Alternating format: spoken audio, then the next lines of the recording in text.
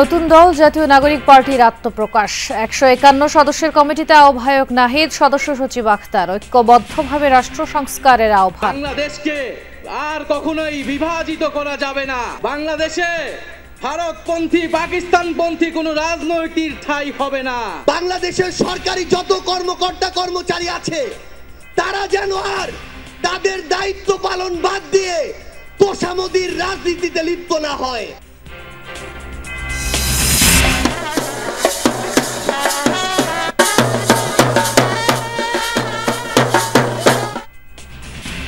মানিক মিয়া এভিনিউয়ে ঢাকঢোল আর slogan মিছিলে ছাত্র জনতার উচ্ছ্বাস। বিএনপি, জামায়াত সহ বিভিন্ন রাজনৈতিক দল ও সাধারণ মানুষের শুভকামনা। আমরা প্রত্যয় করব যেন আমাদের বাংলাদেশ মানুষের অধিকার, জনগণের অধিকার থাকে এই বাংলাদেশে। জামাত ইসলামের পক্ষ থেকে আমরা নতুন দলের আত্মপ্রকাশকে ইতিবাচক হিসেবে দেখছি। নানা মত পথের মানুষ তারা রাজনৈতিক দল করতে পারে, মত প্রকাশ করতে পারে, এটা স্বাভাবিক। এটার জন্যই তো আমাদের এতদিনের সংগ্রাম। স্বৈরাচার পালালেও গণতন্ত্র এখনো ঝুঁকিমুক্ত নয় বললেন তারেক রহমান। সুশাসন প্রতিষ্ঠায় নির্বাচিত সরকারের বিকল্প নেই। স্বৈরাচার পালালেও গণতন্ত্র কিন্তু এখনো সংখ্যামুক্ত নয়। এরা নানা কৌশলে পুনরায় কিন্তু মাথা চাড়া দিয়ে ওঠার অপচেষ্টায় প্রতিনিয়ত লিপ্ত।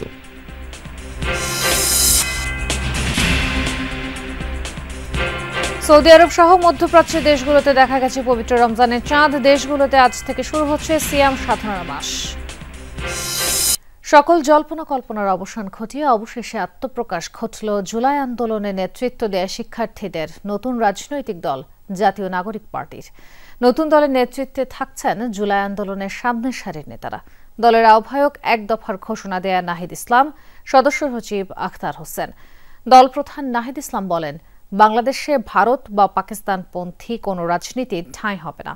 সেকেন্ড রিপাবলিক প্রতিষ্ঠায় গণপরিষদ নির্বাচনের মাধ্যমে নতুন সংবিধান প্রণয়ন এই দলের অগ্রাধিকার বলেও জানান নাহিদ।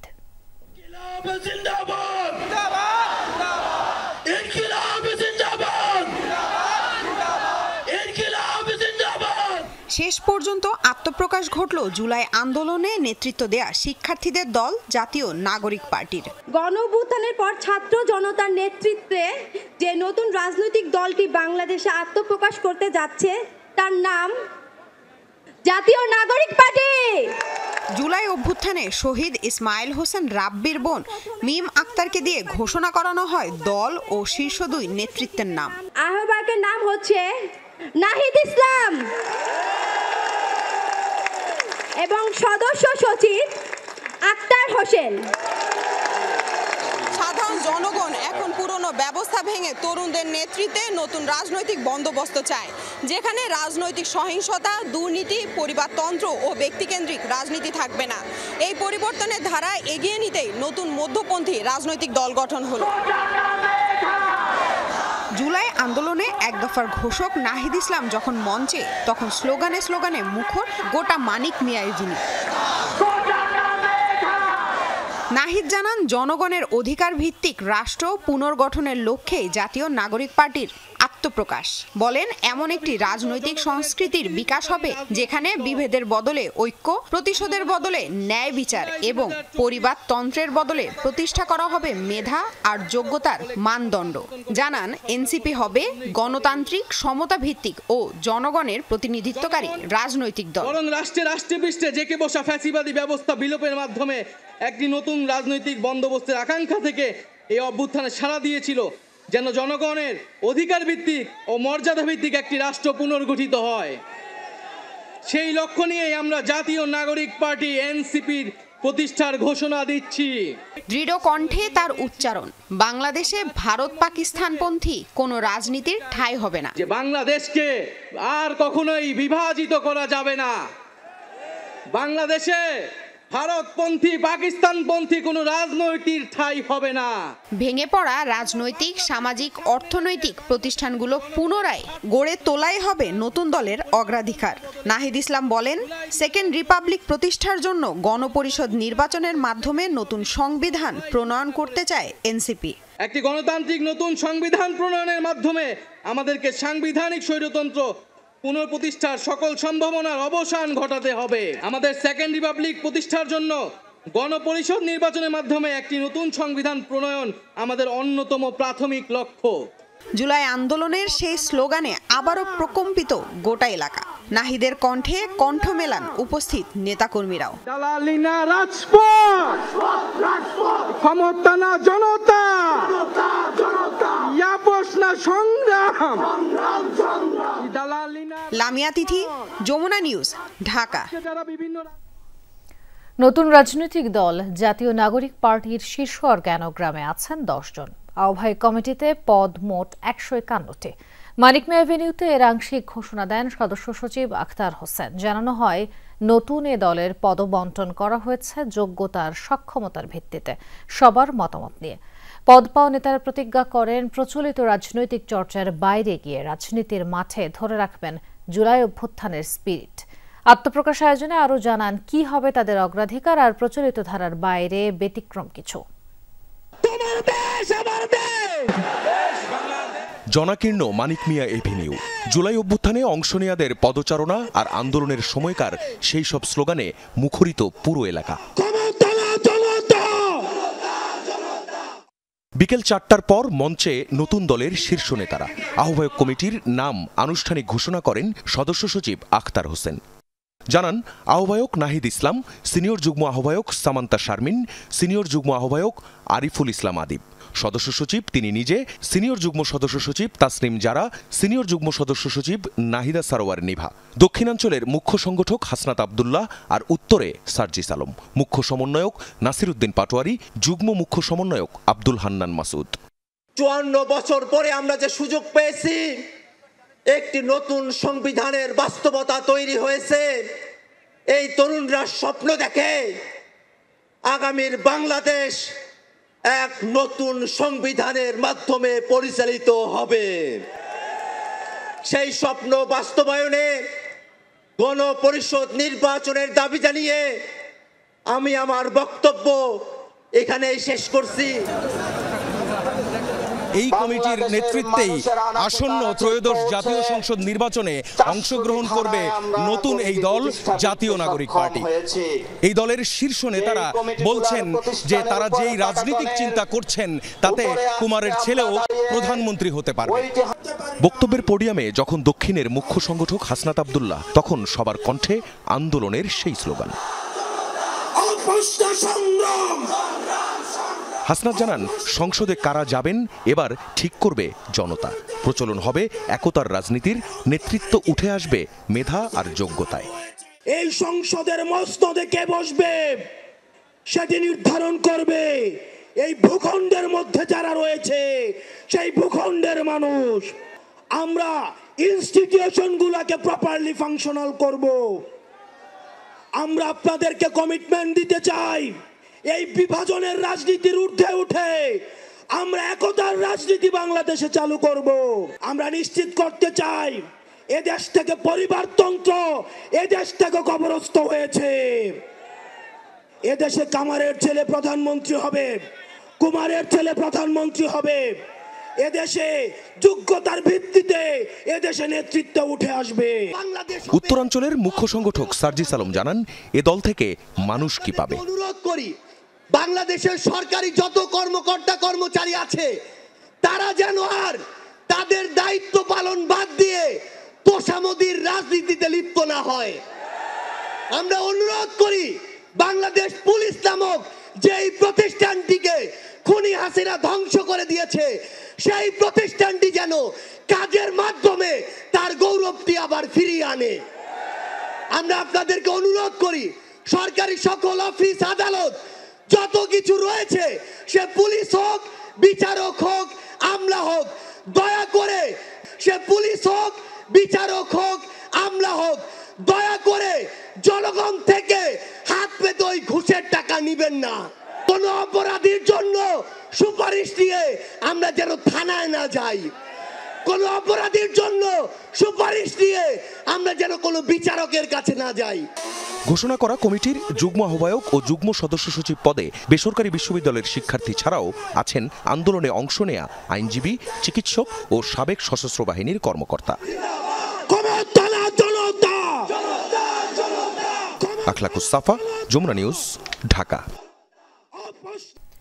বিএনপি, জামায়াত ও ইসলামী আন্দোলন সহ বিভিন্ন রাজনৈতিক সংগঠনের নেতারা স্বাগত জানিয়েছেন তরুণদের নতুন রাজনৈতিক দল এনসিপিকে। বিএনপির সিনিয়র যুগ্ম মহাসচিব রুহুল কবির রিজভী বলেন, বহু বছর ধরেই গণতন্ত্রের জন্য লড়াই করে যাচ্ছে বিএনপি, সে যাত্রায় এনসিপিকে স্বাগত। নেতারা বলেন, বিভিন্ন দল ও আদর্শের মধ্যে ভোটাররা যোগ্যদের বেছে নেবেন, এটাই গণতন্ত্র। রাজপথে এসেছে নতুন প্রতিদ্বন্দ্বী, ভোটের লড়াইয়ে অংশ নেবেন একে অপরের বিরুদ্ধে। তবু তাকেই গণতন্ত্রের লড়াইয়ে স্বাগত জানাতে মানিক মিয়া অ্যাভিনিউয়ে হাজির বিভিন্ন রাজনৈতিক সংগঠনের নেতারা। বলেন, এটাই গণতন্ত্রের চর্চা। বিরোধ মতপার্থক্যের সাথে থাকবে পারস্পরিক শ্রদ্ধাও। নেতারা বলেন, স্বাধীনতার পর মানুষ কেবল হতাশই হয়েছে, বেড়েছে প্রত্যাশা, কিন্তু অবারিত প্রত্যাশা পূরণ করা কঠিন। দলের প্রতিশ্রুতি ও উদ্দেশ্য আমলে নিয়ে মানুষ বিচার করবে কোন নেতৃত্ব তার দরকার। জামাত ইসলামের পক্ষ থেকে আমরা নতুন দলের আত্মপ্রকাশকে ইতিবাচক হিসাবে দেখছি। আমরা অভিনন্দন জানাই। আমরা হাতে হাত মিলিয়ে আমাদের এই কোটি কোটি মানুষের আশা আকাঙ্ক্ষা, গণ আকাঙ্ক্ষা পূরণের লক্ষ্যে একসাথে আমরা চলতে পারবো। বিভিন্ন রাজনৈতিক দল হইলে আমাদের প্রতিযোগিতা হবে যে সবচেয়ে জনগণের ভালো সেবা কে দিতে পারে। সুতরাং জনগণের ভালো সেবা যারা দিতে পারবে তারাই এগিয়ে যাবে, তারাই জনপ্রতিনিধি হবে, তারাই দেশ পরিচালনা করবে। সুবিধাবাদীরা, পদবঞ্চিতরা এবং আপনার যারা বর্তমান আওয়ামী সরকার ফ্যাসিস্ট পদগ্রহণকারী ছিল, তারা যেন কোনোভাবে এই দলের স্থান না পায়, সে ব্যাপারে তাদেরকে সতর্ক থাকতে হবে। জাতীয় নাগরিক পার্টির আত্মপ্রকাশ অনুষ্ঠানে হাজির হয়েছিলেন বিএনপির সিনিয়র যুগ্ম মহাসচিব রুহুল কবির রিজভী। গণতন্ত্রের লড়াইয়ে নতুন যুক্ত হওয়াদের অভিনন্দন জানান তিনি। গণতান্ত্রিক রাষ্ট্র এবং সমাজ ব্যবস্থা আমরা কায়েমের জন্য 16 বছর লড়াই করেছি। সুতরাং নানা মত পথের মানুষ তারা রাজনৈতিক দল করতে পারে, মত প্রকাশ করতে পারে, এটা স্বাভাবিক। এটার জন্যই তো আমাদের এতদিনের সংগ্রাম।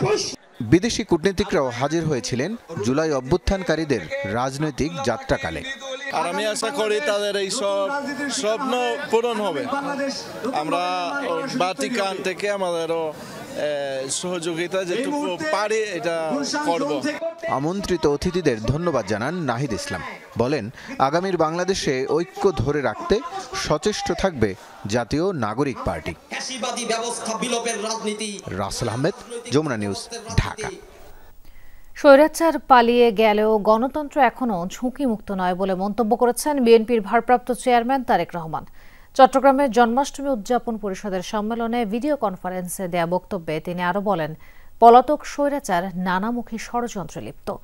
গণতন্ত্র ও সুশাসন প্রতিষ্ঠায় জনগণের প্রত্যক্ষ ভোটে নির্বাচিত সরকারের বিকল্প নেই বলে মন্তব্য করেন তারেক রহমান। গণতান্ত্রিক আমি বীর জনতার বিকালে চট্টগ্রামে জিএম সেন হলে জন্মাষ্টমী উদযাপন পরিষদ বাংলাদেশ কেন্দ্রীয় কমিটি দ্বিবার্ষিক সম্মেলনে ভিডিও কনফারেন্সে যুক্ত হয়ে প্রধান অতিথির বক্তব্য দেন বিএনপির ভারপ্রাপ্ত চেয়ারম্যান তারেক রহমান। দল, মত, ধর্ম, বর্ণ ছাত্র জনতার আন্দোলনে পালিয়ে যাওয়া স্বৈরাচারের নানামুখী ষড়যন্ত্রে লিপ্ত উল্লেখ করে গণতন্ত্র এখনো ঝুঁকিতে বলে মন্তব্য করেন তিনি। স্বৈরাচার পালালেও গণতন্ত্র কিন্তু এখনো সংখ্যামুক্ত নয়। অন্তর্বর্তীকালীন সরকারকে ব্যর্থ করে দেওয়ার ষড়যন্ত্র কিন্তু ক্রমাগত অব্যাহত রয়েছে। পলাতক স্বৈরাচারের যে দোসর, এরা নানা কৌশলে পুনরায় কিন্তু মাথা চাড়া দিয়ে ওঠার অপচেষ্টায় প্রতিনিয়ত লিপ্ত। গণতন্ত্র এবং সুশাসন প্রতিষ্ঠায় নির্বাচিত সরকারের বিকল্প নেই বলেন তারেক রহমান। জনগণের প্রত্যক্ষ ভোটে নির্বাচিত জনপ্রতিনিধিদের দ্বারা জনগণের প্রতি দায়বদ্ধ সংসদ এবং সরকার যতক্ষণ না গঠিত হবে ততক্ষণ পর্যন্ত কিন্তু গণতন্ত্র ঝুঁকি মুক্ত নয়। রাষ্ট্রে যদি আইনের শাসন না থাকে, আপনি, আমি, আমরা অর্থাৎ সংখ্যালঘু কিংবা সংখ্যাগুরু কেউ আমরা নিরাপদ নই। ১.৫ দশক ধরে পলাতক স্বৈরাচারের অপকর্ম উপলব্ধি করার জন্য সনাতন ধর্ম অবলম্বীদের প্রতি আহ্বান জানান বিএনপির ভারপ্রাপ্ত চেয়ারম্যান। সম্মেলনে বক্তব্য রাখেন দলটির অন্য নেতারাও। গত 17 বছর আপনাদেরকে রাজনৈতিকভাবে ব্যবহার করা হয়েছে। আমরা বলবো বাংলাদেশ আজকে আমরা একটা ক্রস রুটে দাঁড়িয়ে আছি, এটা আমাদেরকে অতিক্রম করতে হবে। মামুন রশিদ তৌফি, যমুনা নিউজ, চট্টগ্রাম। রাজধানীর কারওয়ান বাজার এলাকায় চেকপোস্ট বসে অভিযান পরিচালনা করছে যৌথ বাহিনী। সেখান থেকে যুক্ত হচ্ছেন সহকর্মী ফয়সাল মাহমুদ। ফয়সাল, যৌথ বাহিনী চেকপোস্ট বসিয়ে যে অভিযান চালাচ্ছেন সেখানে এখনকার কি পরিস্থিতি সর্বশেষ জানাবেন। নাজনীন, রাত বাড়ার সাথে সাথেই রাজধানীতে জানেন যে অপরাধ সংগঠিত বা অপরাধের মাত্রা বেড়ে যায়। সে জায়গায় কিন্তু গত কয়েকদিন ধরেই পুলিশ প্রশাসন বা সামরিক বাহিনী, আর্মি বিভিন্ন জায়গায় রাজধানীর তারা টহল বাড়িয়েছেন। সেই সাথে তারা বিভিন্ন গুরুত্বপূর্ণ পয়েন্টগুলোতে চেকপোস্ট বসিয়েছেন। সে জায়গায় আজকে ঠিক 11:30টার পরপরই সেনাবাহিনীর তত্ত্বাবধানে রাজধানীর অত্যন্ত গুরুত্বপূর্ণ একটি পয়েন্ট, যেটি কারওয়ান বাজার এবং বাংলা মোটর, ঠিক এর মাঝামাঝি জায়গায় কিন্তু সেনাবাহিনীর একটি চেকপোস্ট বসানো হয়েছে। 11:30টা থেকেই আমরা দেখছি যে সেনাবাহিনীর সদস্যরা কিন্তু একে একে যে সকল ফিটনেসবিহীন গাড়িগুলো রয়েছে সেগুলো তারা চেক করছেন। তবে সবচেয়ে বেশি যেই যানবাহনগুলো ধরা হচ্ছে তার মধ্যে অন্যতম হচ্ছে মোটরসাইকেল। আমরা এখানে দেখেছি যে বেশিরভাগ মোটরসাইকেলে যারা আরোহীরা রয়েছেন বা চালক রয়েছেন তাদের অনেকেরই মাথায় হেলমেট নেই, কারো বা গাড়িতে ফিটনেস নেই, কারো কাগজের ঠিক নেই। এরকম অসংখ্য মোটরসাইকেলকে কিন্তু তাদের অভিযানের শুরু থেকে ধরা হয়েছে। আমরা দেখছি যে যারা এরকম তাদের কাগজপত্রের ঠিক নেই তাদেরকে সবাইকেই কিন্তু আইনের আওতায় আনা হচ্ছে। তাদের গাড়ির বিরুদ্ধে বিভিন্ন ইয়েতে মামলা করা হচ্ছে। তবে এখন পর্যন্ত যেটি দেখেছি আমরা প্রায় 30 থেকে 40টির উপরে বিভিন্ন যানবাহনের উপরে মামলা দিয়েছেন পুলিশ সদস্যরা এখানে রয়েছেন।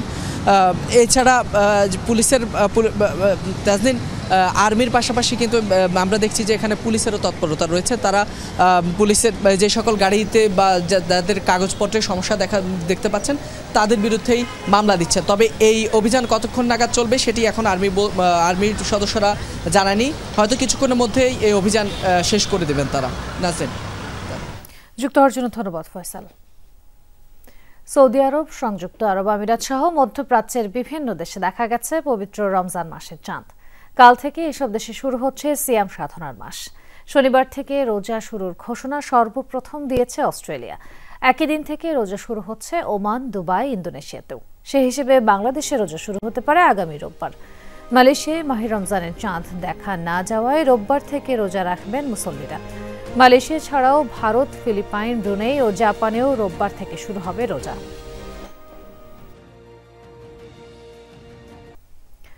এদিকে আজ সন্ধ্যা 6টায় জাতীয় চাঁদ দেখা কমিটির বৈঠক অনুষ্ঠিত হবে। ইসলামিক ফাউন্ডেশন বাইতুল মোকাররমের সভাকক্ষে বৈঠক হবে। এতে সভাপতিত্ব করবেন ধর্ম বিষয়ক মন্ত্রণালয়ের উপদেষ্টা ডক্টর আ.ফ.ম. খালিদ হোসেন। এটি পরিচালনার দায়িত্বে আছে ইসলামিক ফাউন্ডেশনের দ্বীনি, দাওয়াত ও সংস্কৃতি বিভাগ। কমিটির সদস্য সংখ্যা 17 জন। দেশের যে কোনো স্থানে চাঁদ দেখা গেলে তা কমিটিকে জানানোর অনুরোধ করা হয়েছে। আরবি ক্যালেন্ডার অনুযায়ী প্রতি বছর শাবান মাসের 29 তারিখ জাতীয় চাঁদ দেখা কমিটির বৈঠক অনুষ্ঠিত হয়। কোটা সংস্কারের আন্দোলন থেকে জুলাই বিপ্লব, যার শেষ পরিণতি গণ অভ্যুত্থান, স্বৈরাচারের পতন। নেতৃত্ব দিয়ে সে বৈষম্য বিরোধী ছাত্র আন্দোলনের তরুণদের হাত ধরেই নতুন দল গড়ে তুলবে তা ছিল ভাবনার অতীত। জাতীয় নাগরিক পার্টি এনসিপির আত্মপ্রকাশের দিন এমন এগিয়ে চলাকে বিস্ময় বলছেন শিক্ষার্থী জনতা। আলামিন হক অহনের রিপোর্ট। শুরুটা 7 মাস আগে। কোটা সংস্কারের দাবিতে বৈষম্য বিরোধী ছাত্র আন্দোলনের তরুণরা রাজপথে। ফুঁসে ওঠা শিক্ষার্থীদের আলটিমেটামে তোয়াক্কা করেনি শেখ হাসিনা সরকার। নিরস্ত্র শিক্ষার্থীদের ওপর আইন শৃঙ্খলা বাহিনীর সঙ্গে ঝাঁপিয়ে পড়ে ছাত্রলীগ, যুবলীগ। কারফিউ জারি আর ইন্টারনেট বন্ধ করে চলে নির্মম হত্যাযজ্ঞ। আবু সাইদ, মুগ্ধের মতো শত শত প্রাণ লুটিয়ে পড়ে রাজপথে। তীব্র গণ আন্দোলনের মুখে শেখ হাসিনা দেশ ছাড়লেন 5 আগস্ট। পুরো দেশ পরিণত হলো শিক্ষার্থী জনতার বিজয় উৎসবে। সেদিনের সেই ছবির সাথে শুক্রবার মানিক মিয়া এভিনিউয়ের এই দৃশ্যের অনেক মিল। 7 মাসের মাথায় জাতীয় নাগরিক পার্টির আত্মপ্রকাশের দিনে জনতার ঢল। এই পথ পরিক্রমাকে অবিশ্বাস্য বলছেন শিক্ষার্থী জনতা। এইভাবে যে এত বড় করে একটা নতুন রাজনৈতিক দল বাংলাদেশে আবির্ভাব হবে এটা কখনো স্বপ্ন ভাবি নাই। আজ আমরা কুড়িগ্রাম সেই প্রত্যন্ত এলাকা থেকে আমরা আজকে ঢাকায় এসেছি নতুন রাজনৈতিক দলের আত্মপ্রকাশের সেই অনুভূতিটা আমাদের যে আছে কতটা ভালো লাগতেছে এটা বলার বিষয়। আমরা সেই কুড়িগ্রাম থেকে সেই প্রত্যন্ত এলাকা থেকে আমরা আজ ঢাকায় রাজপথে আমরা প্রায় 400 স্টুডেন্ট আমরা এসেছি। রাজনৈতিক দলের এমন আত্মপ্রকাশ নতুন করে আশা জাগাচ্ছে সবার মনে। কোটা সংস্কার আন্দোলন স্বৈরাচারের পতনের মাধ্যমে যে সফলতা পেয়েছে, রাজনীতির কঠিন মাঠে তারা কতদূর এগোবে তা সময়ই বলে দেবে। এখনো আমাদের যখন জুলাইয়ের কথা মনে পড়ে আমাদের এখনো গায়ের লোম দাঁড়ায় যায় যখন আমাদের ভাইদের মারা হয়েছে, কিন্তু আমরা আল্লাহর রহমতে এই পর্যন্ত আসতে পারছি, এটা আমাদের ভাগ্য। আর আজকে এই ঐতিহাসিক দিনে আমরা আমাদের বাংলাদেশকে নতুনভাবে গড়ব, দুর্নীতিমুক্ত বাংলাদেশ করব। আমরা প্রত্যয় করব যেন আমাদের বাংলাদেশ মানুষের অধিকার, জনগণের অধিকার থাকে এই বাংলাদেশে। জুলাই আগস্টের গণ অভ্যুত্থানে যে জনস্রোত, সেই স্রোতের ঢেউ আছড়ে পড়বে মানিক মিয়া এভিনিউয়ে নতুন দল গঠনে, তা কে ভেবেছিল কবে? তারপরেও তৈরি হলো ইতিহাস, পথ চলা শুরু হলো জাতীয় নাগরিক পার্টির। আল আমিনা কহন, যমুনা নিউজ, ঢাকা। স্বাধীনতার পর থেকে রাজনীতিবিদদের যে দোষের কারণে উন্নত হতে পারেনি দেশ, নতুন দলের নেতারা সেসব দূর করবেন বলে আশা সাধারণ মানুষের। বিশেষ করে দুর্নীতি দূর করে সুশাসন নিশ্চিত করাই হবে যাদের প্রধান লক্ষ্য। মুক্তিযুদ্ধ ও জুলাই বিপ্লবের আদর্শ ধারণ করে গণহত্যায় জড়িত দল আওয়ামী লীগের বিচার দাবি করেন আগত কর্মী সমর্থক ও আন্দোলনে হতাহতদের পরিবার। মনিরুল ইসলামের রিপোর্ট।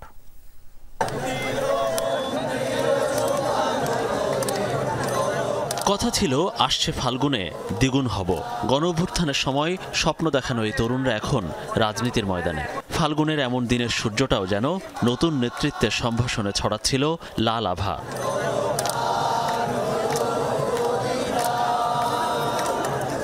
মানিক মিয়া এভিনিউয়ের রাজপথে নতুন দল জাতীয় নাগরিক পার্টি এনসিপির আত্মপ্রকাশ এবং নতুন নেতৃত্বে কারা আসছে তা আগেই জানা সবার। ঘোষণা শুনতে লক্ষ মানুষের আগমন, সবার কণ্ঠে একটাই আহ্বান, ফ্যাসিবাদ ও দুর্নীতি দূর করে নতুন নেতারা গড়ে তুলুক সুন্দর একটা বাংলাদেশ। বাংলাদেশে কোনো রকম দুর্নীতি থাকবে না, কোনো চাঁদাবাজি থাকবে না, যে বৈষম্যের বিরুদ্ধে আমরা লড়াই করেছি সে বৈষম্য থাকবে না। আমাদের শ্রমিক প্রতিনিধিত্ব থাকবে, তাদের সাথে যদি আমাদের শ্রমিক প্রতিনিধিত্ব থাকে তাহলে আমরা তাদেরকে যতটুকু সম্ভব সহযোগিতা করব। বাংলাদেশের যেন ফ্যাসিবাদ ওয়ানসেকের মাথা চারা দিয়ে না উঠতে পারে। এই নতুন দলের কাছে নতুন বাংলাদেশ চাই, আসলে পুরনো সেই আমাদের 50 বছরের যে রাজনীতি, এই রাজনীতি চাই না। কর্মসূচিতে উপস্থিতি ছিল জুলাই আন্দোলনে নিহত ও আহত স্বজনদের। তারাও বিভিন্ন দাবি জানান তরুণ নেতৃত্বের কাছে। সব দলই খারাপ ছিল, আমরা নতুন দেশে নতুন রাজনীতির দল এবং নতুন মুখ আমরা দেখতে চাই। রক্ত দিছে আর রক্ত দিব এই ছাত্রগুলো, এই ছাত্র আমরা চাই, আমি চাই। বাংলাদেশে একটা সময় ভাবা হতো বিএনপি বা আওয়ামী লীগের বাইরে এসে কেউ বড় ধরনের কোনো আন্দোলন বা সেরকম সফল কোনো প্ল্যাটফর্ম করতে পারবে না। সেই ভুল ভেঙে দিয়েছিল 2024-এর জুলাই আগস্ট।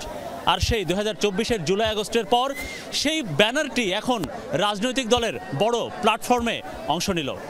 এখন দেখা যাক বিপ্লব বা আন্দোলন বা গণঅভ্যুত্থানের পর তাদের সংসদে যাওয়ার রাজনীতি কেমন হয়। জবাবদিহিতা চাই এবং আমি দুর্নীতি মুক্ত বাংলাদেশ চাই এবং তাদের কাছে তাদের প্রতি আমি আশাবাদী। বয়স্ক অনেকের কাছ থেকে পাইনি, আমরা আশা করব যে ওরা বাংলাদেশটাকে নতুনভাবে সাজাবে। বিভিন্ন রাজনৈতিক দল কিন্তু অনেক দিন চেষ্টা করেছে, কিন্তু সাধারণ জনগণকে সম্পৃক্ত করতে পারে নাই বিধায় এই পরিবর্তন সম্ভব হয় নাই। খুনি হাসিনা ফ্যাসিস্ট যে দল, বিচার করাও আমাদের একটা এজেন্ডার মধ্যে পড়ে। রাজার ছেলে রাজা হয়েছে, প্রজার ছেলে প্রজাই থেকে গেছে। আশা করি স্টুডেন্টদের হাত ধরে আমাদের দেশের উন্নয়ন হবে। এনসিপির আত্মপ্রকাশ ঘিরে সংসদ ভবন এলাকায় ছিল উৎসবের আমেজ। মানুষ উৎসুক হয়ে দেখতে আসেন কেমন হচ্ছে নতুন দল।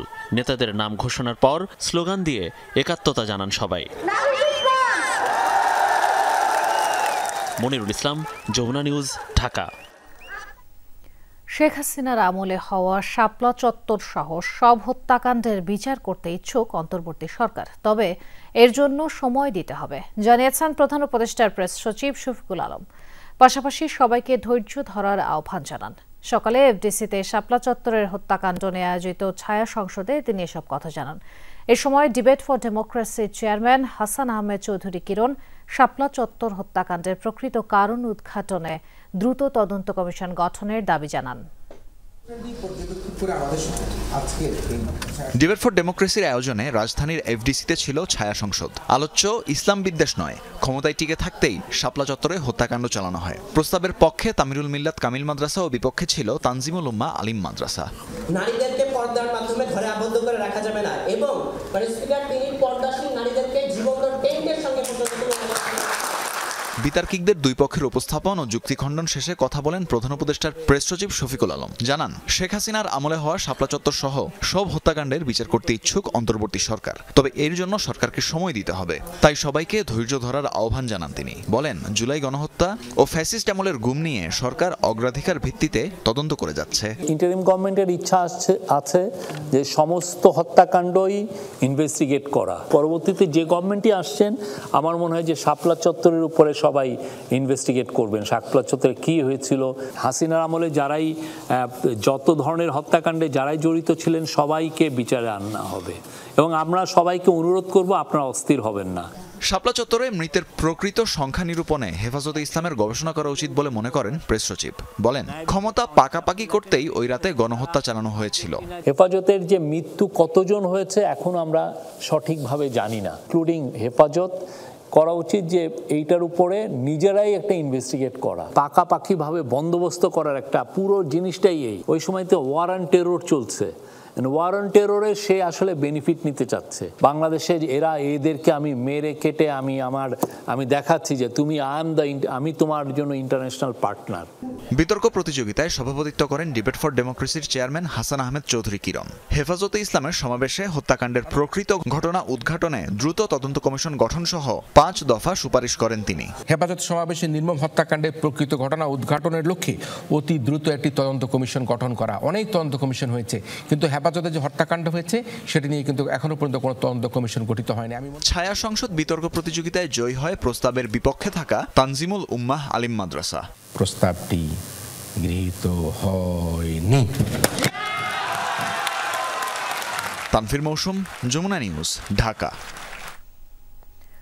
রাজধানীর বিয়াম ফাউন্ডেশন ভবনের রহস্যজনক অগ্নিকাণ্ডের ঘটনায় আব্দুল মালিক নামের একজন নিহত হয়েছেন। ৫ম তলার ৩টি কক্ষ পুড়ে ছাই হওয়া ওই ঘটনায় ফারুক নামের আরও একজন আহত হয়ে হাসপাতালে ভর্তি। নিহতের স্বজনদের ধারণা এটা পরিকল্পিত হত্যাকাণ্ড।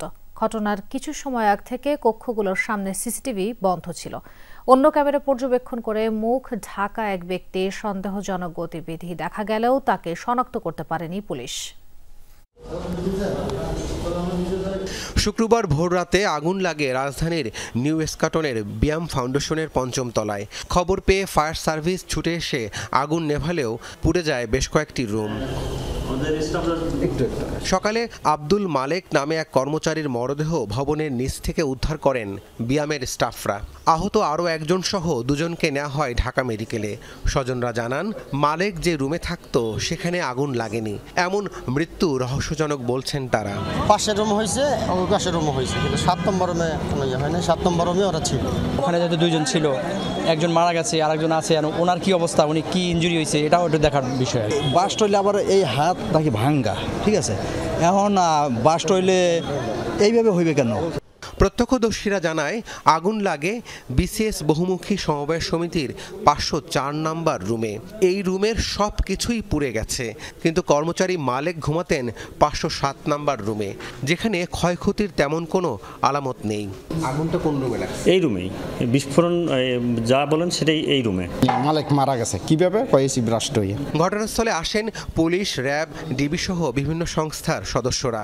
আসেন বিয়াম ফাউন্ডেশনের ঊর্ধ্বতন কর্মকর্তারাও। মালেকের মৃত্যু ঘিরে তাদের মনেও সন্দেহ। স্পষ্ট করে কিছু বলতে পারতেছে না। আমাদের আইন শৃঙ্খলা বাহিনীর বিভিন্ন উইংয়ের লোকজন আসছেন, ওনারা পরীক্ষা নিরীক্ষা করছে। ল এনফোর্সিং এজেন্সি আছে, ইনভেস্টিগেশন অথরিটি আছে, তারা দেখবে প্রকৃত ঘটনাটা তারা উদ্ধার করতে পারবে। পুলিশ জানায়, সিসি ক্যামেরার ফুটেজ পর্যালোচনা করে আগুনের রহস্য উদ্ঘাটনের চেষ্টা চলছে। রাব্বি সিদ্দিকী, যমুনা নিউজ, ঢাকা। শেষ হলো অমর একুশে বইমেলা 2025। 28 দিন ধরে নতুন বইয়ের সাথে প্রতিদিন দেখা হওয়ার অভ্যেসের ছেদ ঘটল। অপেক্ষা আরও একটি বছরের। তবে বইমেলায় বই বিক্রি কম হওয়া সহ প্রকাশকদের অভিযোগ আয়োজন নিয়েও বাংলা একাডেমি সংস্কারের তাগিদ দিলেন সংস্কৃতি উপদেষ্টা। বইমেলার শেষ দিনে বিকাল থেকেই মানুষের ঢল। পছন্দের বইয়ের খোঁজে পাঠকরা, বাকিরা ঘুরছেন দল বেঁধে। লেখকরাও সময় দিচ্ছেন পাঠকদের। বইমেলায় ভূতের বই পছন্দ করি, তারপরে বিভিন্ন গল্পের বই পছন্দ করি। সকলের বই ঘুরে ঘুরে মানুষ দেখছে, কিনছে, এটা আমার ভালো লেগেছে।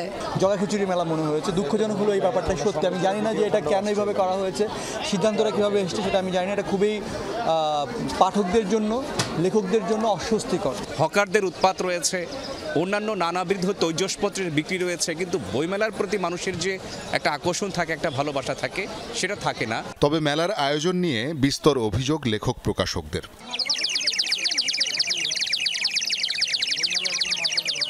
ভ্রাম্যমাণ হকারের কারণে মেলার সৌন্দর্য নষ্ট হয়েছে বলে অভিযোগ তাদের। যে মেলার যে একটা অভিভাবকত্ব, সে অভিভাবকত্ব ঠিকমতো আমরা অভিভাবকত্ব করতে পারি নাই।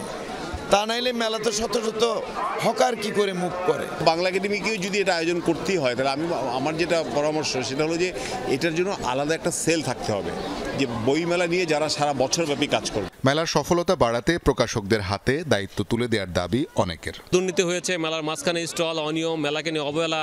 আপনি জেনে থাকবেন যে বইমেলাটাকে মানে ব্যর্থ প্রমাণ করার জন্য অনেক ধরনের ষড়যন্ত্র হয়েছে। সবচেয়ে বড় অনিয়ম এবং স্বৈরাচারদের দোসররা জড়িয়ে আছে বাংলা একাডেমিতে, যার ক্ষেত্রে আমরা সংস্কার করতে পারছি। বাংলা একাডেমি যেহেতু এবারের মেলায় একটি হযবরল অবস্থার সৃষ্টি করছে, তাদের উচিত এটা থেকে পিছিয়ে যাওয়া আর কি। এই বইমেলাটি আসলে প্রকাশকদের হাতে ছেড়ে দেওয়া উচিত। অনেক সমস্যা দেখা দিয়েছে, এগুলি আলোচনা করা হয়নি। টাস্ক ফোর্স তৈরি করা হয়েছে, কিভাবে তৈরি করা হয়েছে আমরা এই কমিটিতে আমি থাকা সত্ত্বেও আমি জানি না। সমাপনী অনুষ্ঠানে সংস্কৃতি উপদেষ্টা বলেন, নানা জটিলতার মধ্যেই হয়েছে বইমেলার আয়োজন।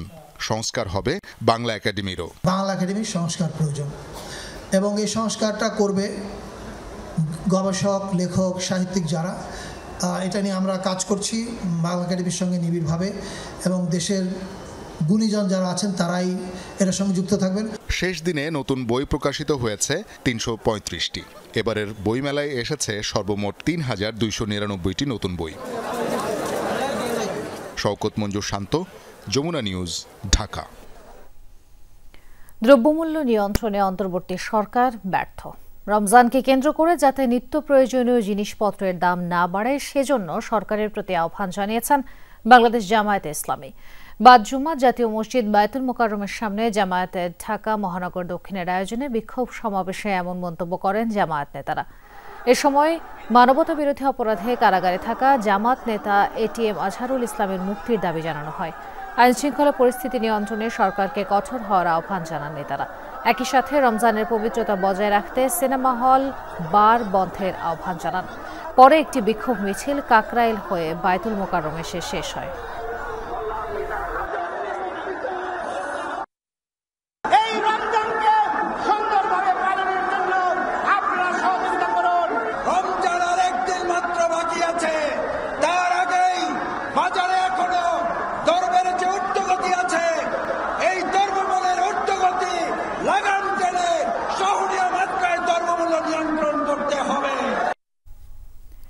পবিত্র রমজানের পবিত্রতা রক্ষা ও দ্রব্যমূল্য নিয়ন্ত্রণের দাবিতে বিক্ষোভ করেছে ঢাকা মহানগর উত্তর জামায়াতে ইসলামী। দুপুরে মিরপুর ১ নম্বর থেকে বিক্ষোভ মিছিল শুরু হয়ে মিরপুর ১০ নম্বর গোল চত্বরে গিয়ে শেষ হয়।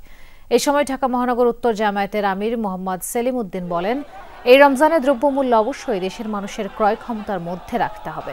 রমজানের পবিত্রতা রক্ষায় সরকারকে কঠোর হওয়ার আহ্বান জানান তিনি। বলেন, দেশের সকল ধর্মের মানুষ স্বাধীনভাবে নিজ নিজ ধর্ম পালনের ব্যাপারে পুরোপুরি স্বাধীন। জনগণ জামায়াতকে নির্বাচিত করে ক্ষমতায় পাঠালে দেশকে একটি কার্যকর গণমুখী রাষ্ট্রে পরিণত করা হবে বলে জানান তিনি। কোরআনে হাফেজ হওয়া মাদ্রাসা শিক্ষার্থীদেরকে পাগড়ি ও সনদ প্রদান সম্পন্ন হয়েছে চট্টগ্রামে। এ উপলক্ষে নগরীর আইস ফ্যাক্টরি রোডে তাওহিদুল উম্মাহ মাদ্রাসায় এক অনুষ্ঠানে বক্তারা বলেন, পবিত্র কোরআনের প্রচার ও প্রসারে এই হাফেজরা গুরুত্বপূর্ণ ভূমিকা রাখবে। সমাজে ন্যায় ও ইনসাফ প্রতিষ্ঠায় তাদেরকে উদ্যোগী হওয়ার আহ্বান জানান বক্তারা। অনুষ্ঠানে মাদ্রাসার চেয়ারম্যান শাহ আলম, মাওলানা ইমদাদুল্লাহ নানুপুরি সহ শিক্ষাবিদ ও আলেমরা বক্তব্য রাখেন। ধর্মীয় নানা আচার আয়োজনে চট্টগ্রামের উত্তর পাহাড়তলীতে পূর্ববঙ্গ গুরুকুল ব্রহ্মচর্য আশ্রমে অনুষ্ঠিত হয়েছে গীতা হোমযজ্ঞ।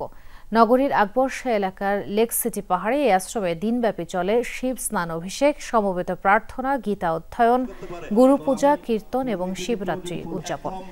বিভিন্ন স্থান থেকে আসা সনাতন ধর্মাবলম্বীরা এতে অংশ নেন। অনুষ্ঠানে শিব মন্দিরের পুরোহিত সঞ্চিত চৈতন্য এবং হিন্দু ধর্মীয় কল্যাণ ট্রাস্ট, হিন্দু মহাজোট ও আশ্রম পরিচালনা পরিষদের নেতারা বক্তব্য রাখেন। পবিত্র মাহে রমজানকে সামনে রেখে দক্ষিণ আফ্রিকায় জমে উঠেছে প্রবাসীদের নিত্যপণ্যের বাজার। বিপণী বিতানগুলোতে প্রবাসী বাংলাদেশিদের উপচে পড়া ভিড়। আফ্রিকার বিভিন্ন প্রান্ত থেকে প্রবাসীরা আসছেন রোজার প্রয়োজনীয় বাজার করতে। দক্ষিণ আফ্রিকা থেকে সহকর্মী নুরুল আলমের প্রতিবেদনে বিস্তারিত। আর কিছু সময়ের অপেক্ষা, শুরু হতে যাচ্ছে মুসলমানদের সবচেয়ে বড় উৎসব মাহে রমজান। শেষ মুহূর্তের প্রয়োজনীয় কেনাকাটা করতে সাউথ আফ্রিকায় বাংলাদেশি বাজারগুলোতে উপচে পড়া ভিড় প্রবাসীদের।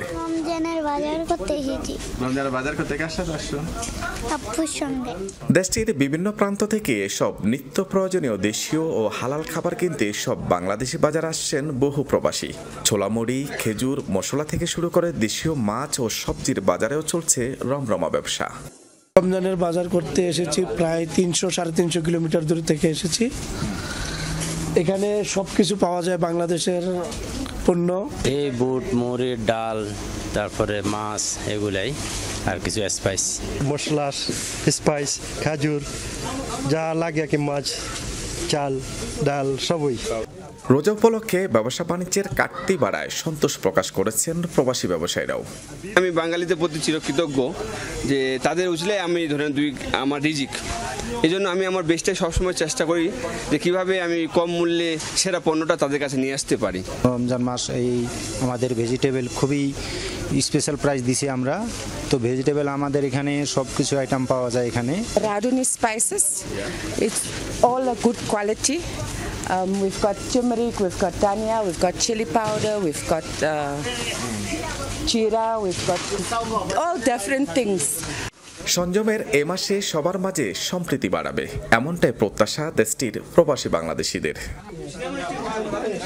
নুরুল আলম, যমুনা নিউজ, জোহানেসবার্গ, দক্ষিণ আফ্রিকা। বিশ্বের সেরা বিজ্ঞানীদের তালিকায় স্থান করে নিলেন মালয়েশিয়ার প্রবাসী অধ্যাপক সাইদুর রহমান। চলতি বছর বিশ্বসেরা বিজ্ঞানীদের তালিকা প্রকাশ করেন এডি সায়েন্টিফিক ইন্ডেক্স নামের একটি প্রতিষ্ঠান। এ তালিকায় 7ম স্থানে রয়েছে সাইদুর রহমানের নাম। তবে এশিয়ার গবেষকদের মধ্যে তিনি রয়েছেন 1ম স্থানে। প্রযুক্তি বিষয়ক গবেষণায় সম্মাননা দেওয়া হয় তাকে। গেল বছর জ্বালানি বিষয়ক গবেষণায়ও 1ম স্থান অর্জন করেন তিনি। মেধাবী ও বিজ্ঞানী ও গবেষকের জন্ম বাংলাদেশের ময়মনসিংহ জেলায়। বর্তমানে মালয়েশিয়ার সানওয়ে বিশ্ববিদ্যালয়ে অধ্যাপনা করছেন তিনি। জাঁকজমক আয়োজনে জাতীয় স্বাধীনতা দিবস পালন করল কুয়েত। স্বাধীনতা দিবস উপলক্ষে বর্ণিল আলোয় সেজেছে দেশটি। একই মাসে 2টি স্বাধীনতা অর্জন মধ্যপ্রাচ্যের দেশ কুয়েতের। প্রথমে ব্রিটিশদের কাছ থেকে, এরপর ইরাকি আগ্রাসন থেকে মুক্তি লাভ করে দেশটি। সেই থেকে হালা ফেব্রুয়ারি নামে স্বাধীনতা উদযাপন করে আসছে দেশটির বাসিন্দারা।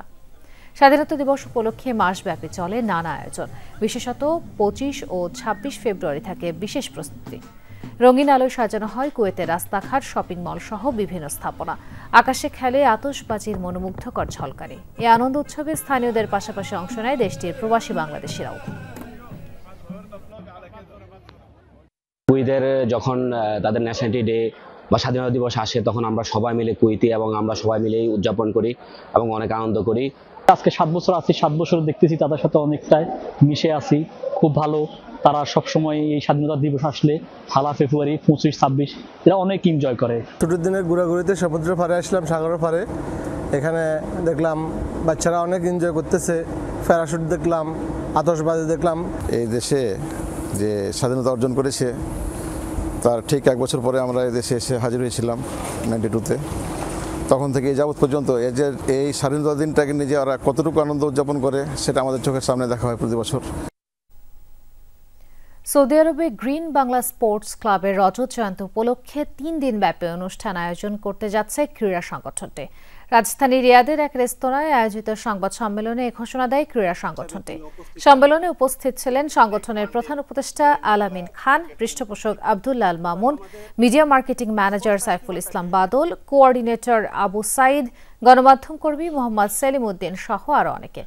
আগামী 14 মার্চ থেকে সংগঠনটির আয়োজনে শুরু হবে স্পোর্টস ফেস্টিভ্যাল। এই আয়োজনে অংশ নেবে প্রবাসীদের 36টি ফুটবল, ক্রিকেট এবং 24টি ব্যাডমিন্টন দল। এছাড়াও থাকবে হাড়ি ভাঙা, চেয়ার খেলা, মোরগ লড়াই ইত্যাদি প্রতিযোগিতা। প্রধান অতিথি হিসেবে অনুষ্ঠানের শেষ দিনে অংশ নেবেন বাংলাদেশ জাতীয় ক্রিকেট দলের সাবেক অধিনায়ক মোহাম্মদ আশরাফুল। বাহরাইনে পবিত্র রমজান উপলক্ষে আলোচনা সভার আয়োজন করেছে তালিমুল কুরআন বাহরাইন। দেশটির মোহাররাক আল ইসলাম অডিটোরিয়ামে আয়োজিত হয় সভাটি। জয়নাল আবদিনের পরিচালনায় অনুষ্ঠানে সভাপতিত্ব করেন তালিমুল কুরআন বাহরাইনের কেন্দ্রীয় সভাপতি ইঞ্জিনিয়ার জাইনুল আবদিন। এ সময় প্রধান অতিথি হিসেবে উপস্থিত ছিলেন বাংলাদেশ স্কুলের board of director Muiz Chowdhury এবং গেস্ট অফ অনার ছিলেন বাহরাইনের বাংলাদেশ দূতাবাসের শ্রম সচিব মাহফুজুর রহমান।